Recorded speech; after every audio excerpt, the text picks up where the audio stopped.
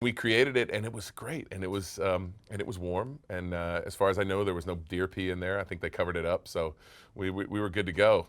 I like that deer pee is your biggest concern when you're shooting in a landfill in Staten Island. Hi, I'm Drew Powell. I play Solomon Grundy on Gotham, and I'm so happy to be here with my good friend Aaron Sagers. I am so excited. What's up, man? Man, I'm excited for you as Cyrus Gold, as Solomon Grundy. How excited are you to kind of finally unveil this to the fans? I think I've been quoted in the press as saying I am giddy as a schoolgirl, and that is still true. So when you guys first started having this conversation about, okay, we're going full Grundy. Yeah. On Gotham, this is a show where you can take different origin stories for familiar characters. So how did you land on the decision to make it more of a traditional, true to the origin of Grundy? You know, it's funny. I mean, I give most of the credit of that to the writers, John Stevens and his team in the writers' room. They really do care about the canon. They care about the comics. They really, I think to their credit, have really held true to that original, at least in terms of the reveal, that original reveal of Grundy coming out of Slaughter Swamp. To me, it made perfect sense. You know, thinking about Butch. You know, I've lived in Butch's skin now for 3 seasons.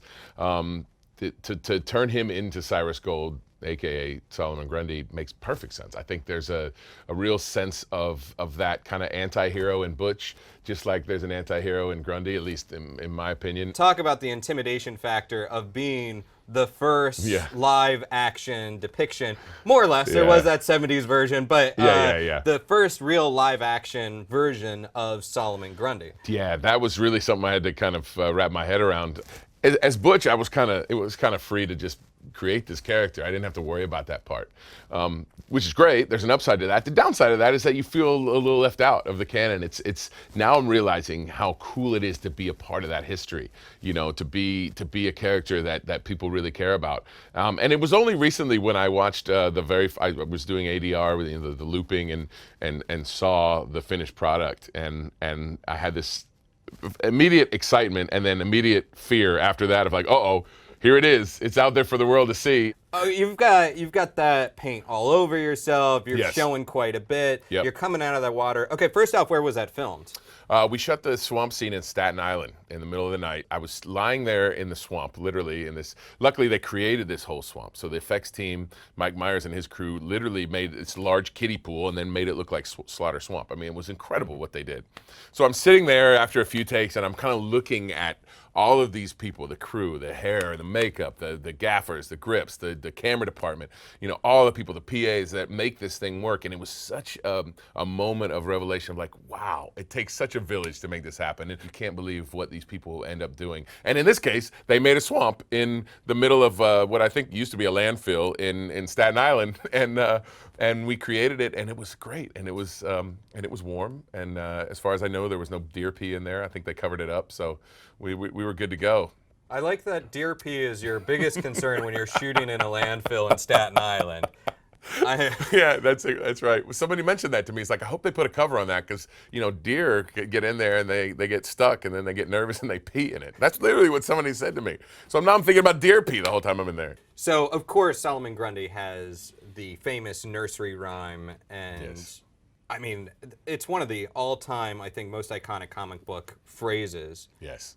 How did you find the voice, the Solomon voice, and talk about really delivering that line for the first time? I actually, in terms of the Grundy voice, I actually kind of wanted to see what Grundy's voice, and on YouTube there happens to be, like everything else, you can find anything on the internet, a compilation of all the different Grundys. I know Mark Hamill played Grundy for a while, and that was kind of neat. We had he reached out to him on social media, and we've had a fun conversation back and forth. He's such a nice guy.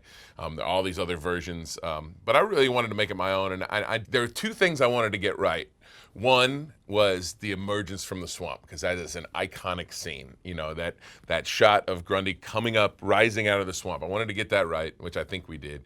And then The other is his first utterance of, Solomon Grundy, born on a Monday. And so, and I think that was, I think we did that right too. But it was definitely an iconic moment. We were all kind of sitting there at 3 a.m. in Staten Island, and he says that line, and it's like, okay, it's real now.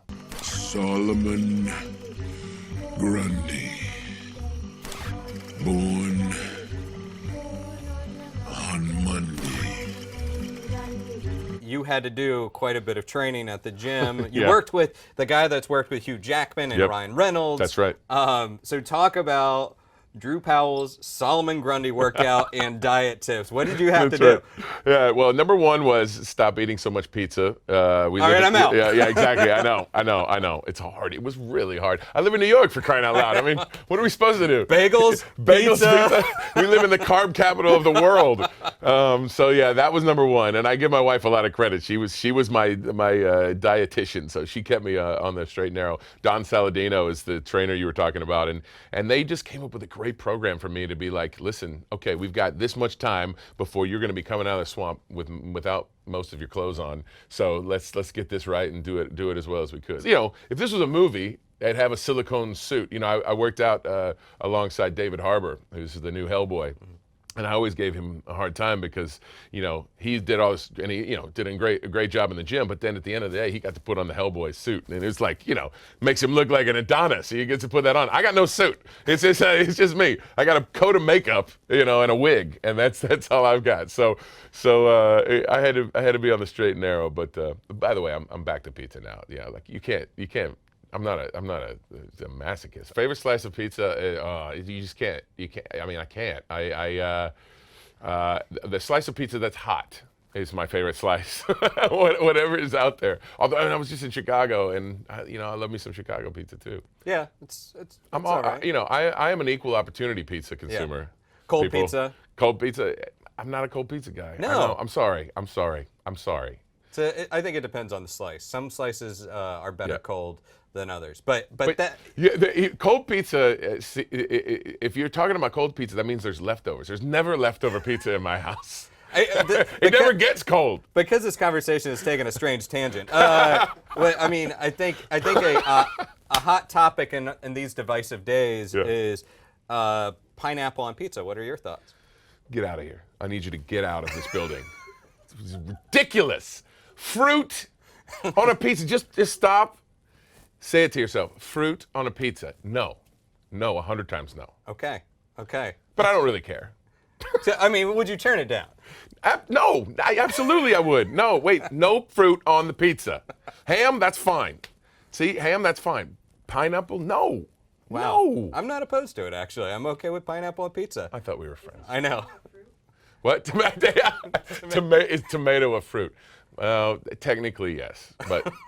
But tomato's only on there because we have to have it in the sauce. I like that It's all we about ask the conduit to hard-hitting cheese. questions Exactly. here. That's it. Here at Sci-Fi, we get to the root. But see, right now, all the people that are watching is like, hell yeah, this is what we need to be talking about. There was this great comic book arc with Grundy and Harvey Dent, The Long Halloween. Oh, yes. So I have some Halloween questions for you. 'cause All right, we're very good. Right around Halloween That's season. right. All right. 'Tis the season. So Drew Powell, Solomon Grundy, Halloween. First off, do you dress up? Do you like dressing up for Halloween? Funnily enough, I generally don't, and mostly I think it's because I dress up when I go to work. So but having said that, I have a child, and I'm not going to be like Mr. Bah Humbug.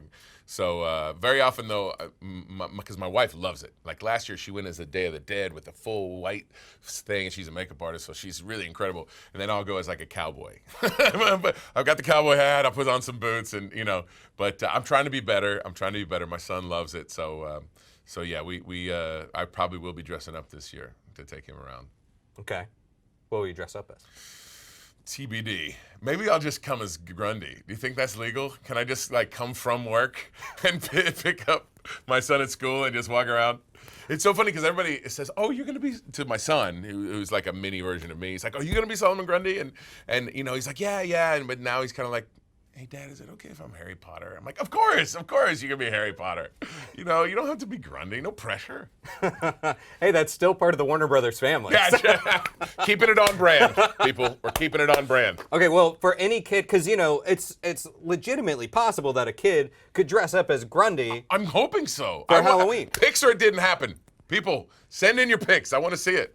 Well, okay, so tips for all the kids and big kids out there for being Grundy for Halloween. That's right. I think the key is start with the hair. You get that kind of the whitey hair. That's got to be where it starts. Kind of, you got to go gray. You got to go, you can't just do like the face or whatever. You got to go full on. You got to get the arms. You got to get the face. You got to go a little darkness, the zombie circles around the eyes. If you want to get really intricate with some vein work, that's good. But, I think... get to Goodwill, tear up the pants, because he's got the pant things. These are actually Grundy boots right here. I don't know can you get a shot at that? Those are nice. Got a Thank little you. shade of purple to them too. Absolutely. I'm borrowing the second pair of Grundy boots so I can work them in. Yes. I'll surely give them back someday. And no, but I think that's key. Go big with the makeup. The makeup and the hair. That's key. Okay. Tootsie Rolls or candy corn? Tootsie Rolls all day. Okay. Tootsie Roll Pops, actually. In fact, you may not know this. You probably don't know this, but now you do. I always have a bag of Tootsie Roll Pops in my car because road trip. You got to have a Tootsie Roll Pop. Mm-hmm. How many licks does it take to get to the center of a Tootsie Roll Pop? The world may never know. 1, 2, 3. Crunch. Are you anti candy corn? I'm not anti candy corn. I like candy corn with peanuts mixed together. It tastes like a payday.